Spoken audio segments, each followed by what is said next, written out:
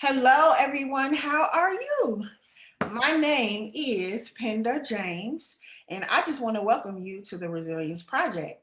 This is an opportunity for me to talk to people that I care about so that I can introduce my friends to my friends so that we can all do great work in the kingdom. The Resilience Project is designed to create declarations for leaders. And today I am so excited to introduce you to a powerhouse.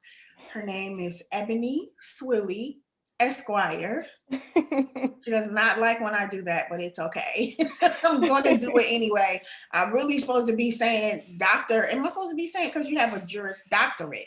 I do. Yes, So you I'm do. supposed to be saying Dr. Ebonee Swilley Esquire, but she doesn't like those kinds of things. But I'm like, let's celebrate what God has done in your life.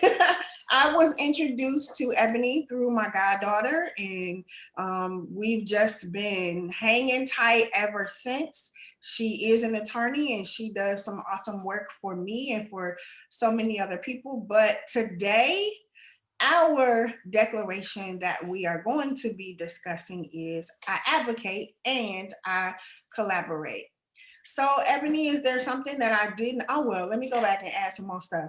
She she graduated from Jackson State University. I wanted to go to Jackson State, and That's she school in the I land. know I wanted to go to Jackson State. She went to Jackson State University. She's from Mississippi, very, very close to her family. She's just an amazing woman. So tell us what you want us to know that I did not say. Oh, I think you hit it all. Like you hit the most important things to me is my family, that God and then family become that to say that is a pretty much a total sum of who I am. Everything else that happens stems from the amazing family God allowed me to be born into. I am who I am because of them. So everything that comes behind it, I don't think it matters. It's God, family, and everything from there. We just, we wing it as a family together, strong, standing tall, arms linked, whatever we need to get through whatever we have going Yes. on. Yes, I think that's what really drew me to you is how much you love your family because I am the same way about the Hortons. Yeah. I'm the same way. So my first question for you is, and I pulled this declaration because on your website you talk about I advocate and I collaborate. And I was like, that is such a great declaration. Like as a leader, I declare that I advocate and I collaborate. So can you define for us what that means? So, as an entertainment attorney, that's also a creative, I decided to go into the practice of advocating for those creatives who don't necessarily have the ability or the means to be able to get to attorneys for the protections that they need. That's where the advocacy part comes in. So to advocate is from anything, it's support for legal support, it's business support, it's whatever type of support they need to further their career in the creative industries.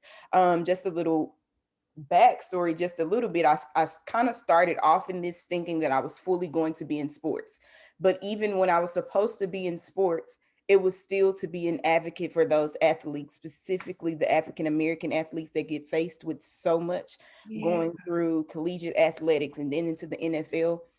I've always said, even if I go back into or, put some of my practice into sports or do some business side of things in sports, it would always be on the advocacy role just because I want to be that support for our black men or in the football industry. Most of the time I've worked in the football world. Mm. But the support for our black men, for our black women, I don't want to take away from our women that are absolutely athletes. So just the support that they need in that world, it's needed. That knowledge is needed. Sometimes it's not always readily available. So for sports, that's the backstory. I end up navigating over into the entertainment industry, more music, film, and TV. I think that's just what God had for me. It Mm. just happened. I've always been a creative since I was little. I can always remember my mom telling me, "Girl, you need to be an actor. You need to be something. You go sit down somewhere. You're doing the most. You are dramatic. I can always remember people telling me I watched way too much TV. But now I sometimes tell people watching TV is how I got to do what I do, and I love what I do every day that I wake up. That I advocate for those people. Collaborate to tie that into, because I am a creative, I don't just stop at legal.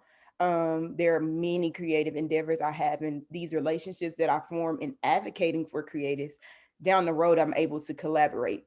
We could just use the example of with you, Miss Penda. I've been able to collaborate on things, and we talk about things that we want to see in the future. So my advocacy, you reached out to me for advocacy, which turned into a collaboration. So we do both. And to me, that's what my advocacy and collaboration declaration means. So you kind of talked about this a little bit about how you got started, but I'm interested, and I know that the leaders who are watching are interested in knowing how you've had advocacy and collaboration as a thread throughout your life and how resilience has been a big part of that for you. See, so throughout my life, that means we will start as a child. I would say I saw advocacy firsthand, um, Okay. from my parents, from my dad. They taught us what advocacy meant to the community around us, what advocacy meant to our family, for us to always advocate and support each other. So I knew from a young age that I would have to advocate in some way, even if I didn't know exactly what the word advocate meant. I knew what the act of advocacy was. So that's where the thread starts. I come from a family of advocates in various capacities. I always speak about my dad. He no longer does this anymore. He's retired. But growing up, my dad was the school bus guy. Everybody knows us as the school bus guy. He started off in college at Jackson State University, driving school buses. But that he went through a path where he eventually became the state director of people transportation, which means he ran the whole state of Mississippi school buses.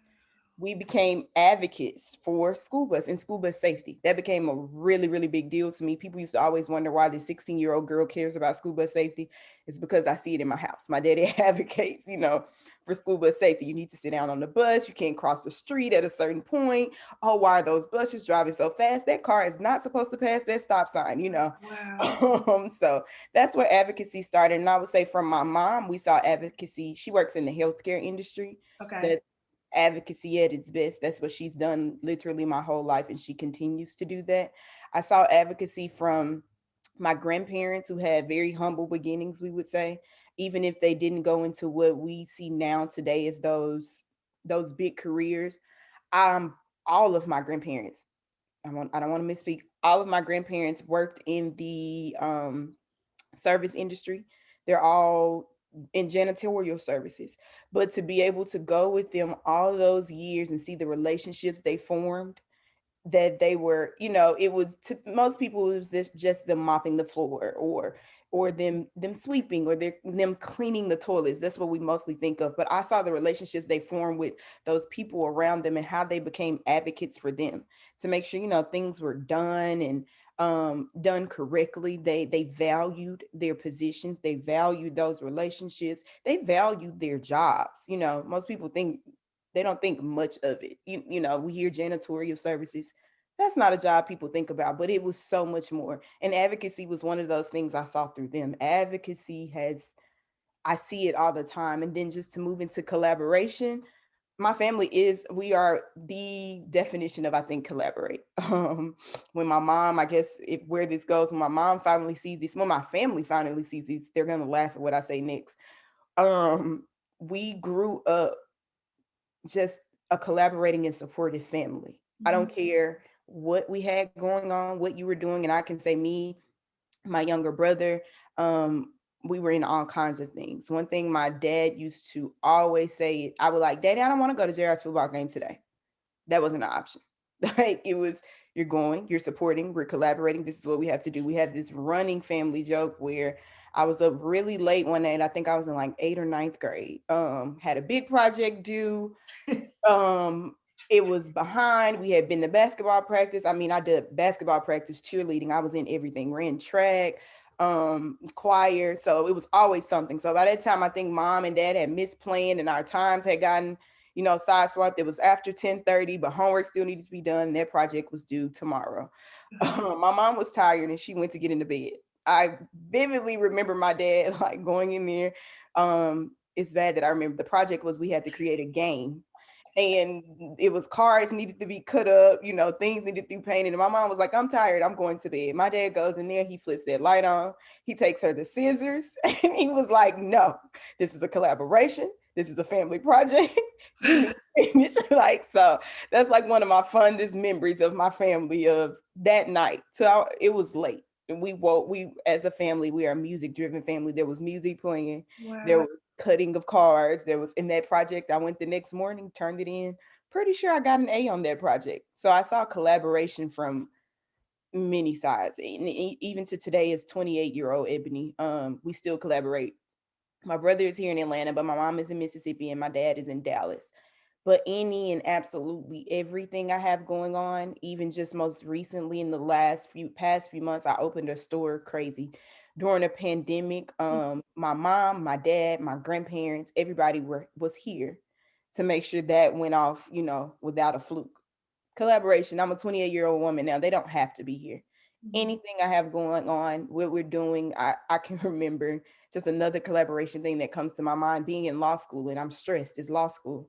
I'm like, Daddy, I don't know what else to do. I have this to do, this to do, this to do. And I can just remember him calling and saying, I don't know much about the law and I probably can't tell you much about those cases, but I can type something. Just tell me Uh, what you want me to type. So we've always been just a collaborative family. So that's been the thread of my life. I've seen advocacy and collaboration my entire life. And it's who I continue to strive to be, to, continue the legacy of who my parents and my grandparents were. that's really a powerful reflection about advocacy and collaboration, especially being in the realm of your family. Like, it brings back so many memories, even for me, about collaboration with my family too. And when we started talking, I didn't think about our declaration really in that vein. Mhm. I advocate and collaborate. And I thought about, leaders who are out there and they're in the community and they're doing all these things, but it starts at home. Mhm. And Yeah. you brought that really back. You brought that back. So can you just talk a little bit about how you you have had to be resilient as a leader? Oh, resilience, I think it's still an act. Is resilience an adjective? It's still a verb. I'm still learning every day. And I think it's something I'm having to come to terms with. It's an ever growing process. I'm never going to be too resilient. You're Mhm. going to continue to have to build that resilience just because there's something being thrown at you every day. What is it? My mom say, new heights, new devils, or something. So that new height creates a new path of resilience that I'm going to have to face.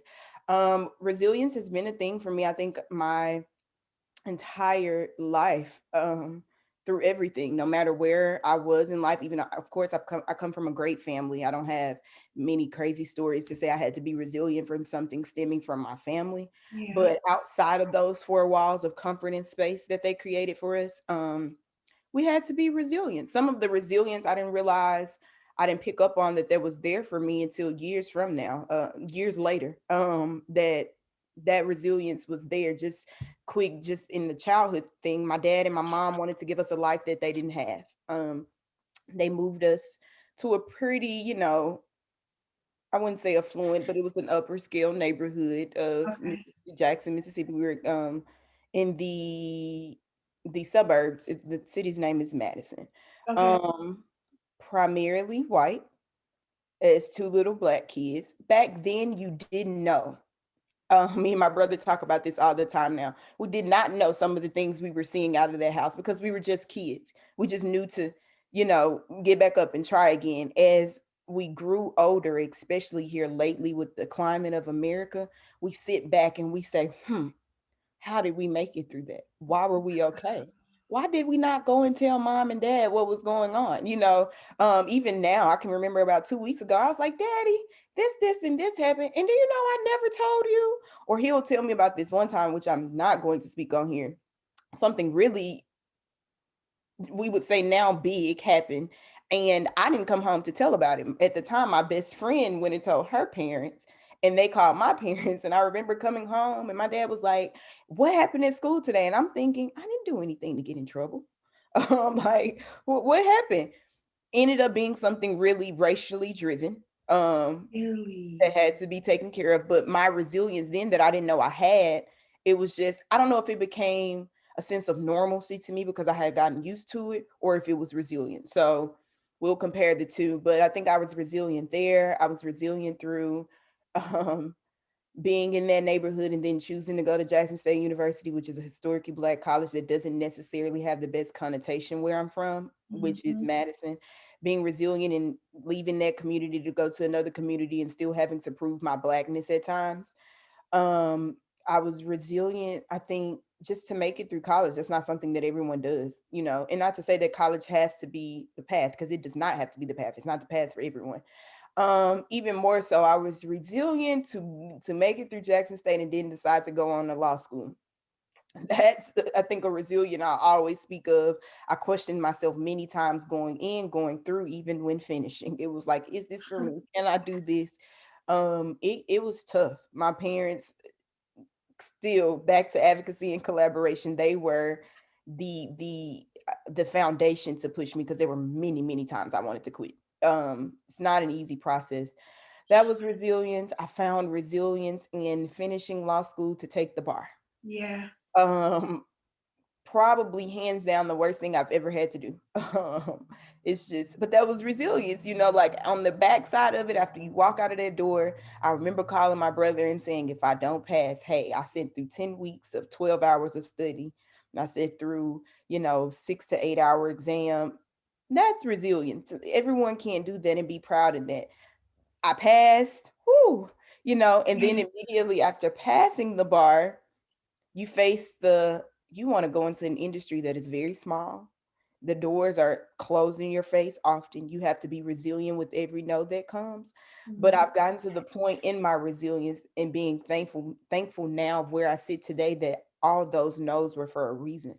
All those no's were, they built they built someone that I never could imagine that I would be today. And I'm still very much growing.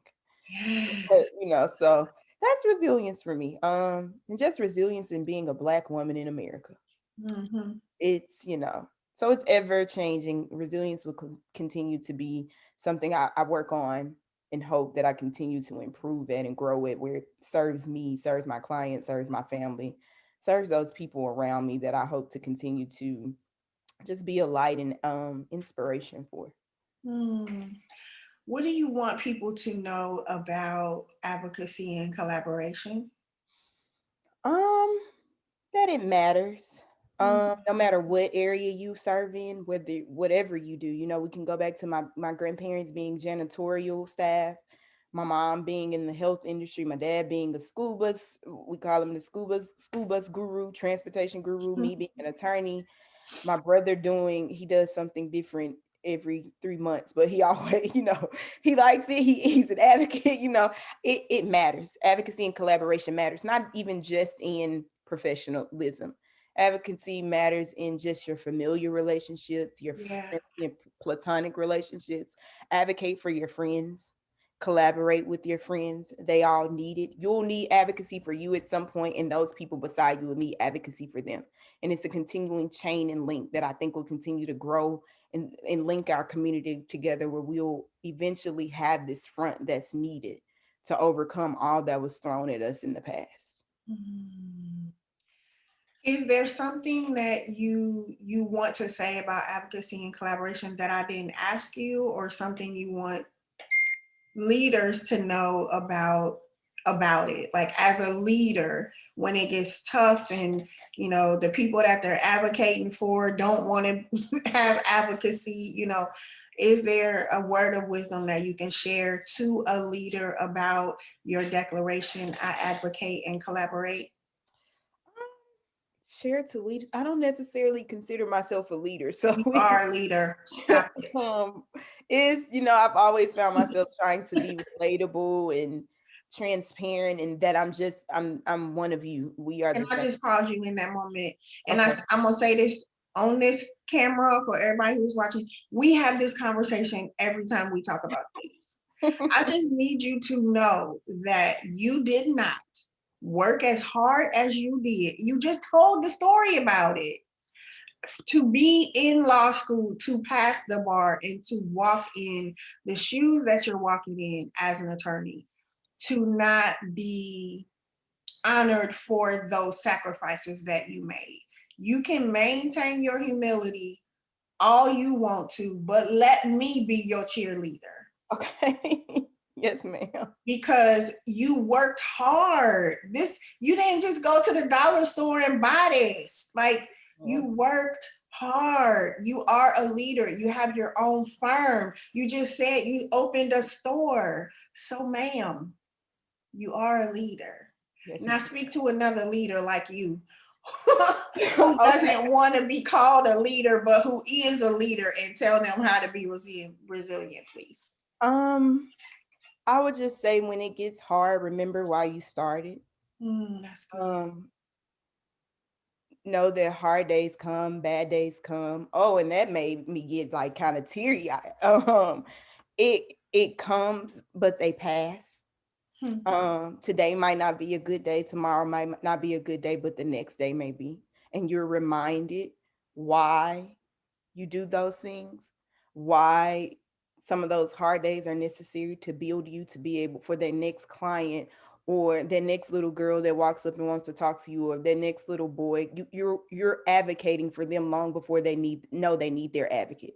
You are creating the path for them. We always say, or I have a mentor, past professor, that would always say that we're standing on the shoulders of giants. Yeah. Years from now, you're the giants that their shoulders that they'll be standing on. So you have to advocate, collaborate, be resilient, and do everything you need to do so they can fully and boldly stand in their truth and say, I'm standing on the shoulders of giants. Because you are a giant. Ebonee Swilley, Esquire. Thank you. Could you please tell our viewers how they can connect with you? Like, if they, I know you didn't say what kind of store you have, but maybe if they are a filmmaker or a musician and they need an attorney, how can they connect with you and Okay. all of that goodness? Just to mention the store it's called Born and Bred Threads. It was created to bring more,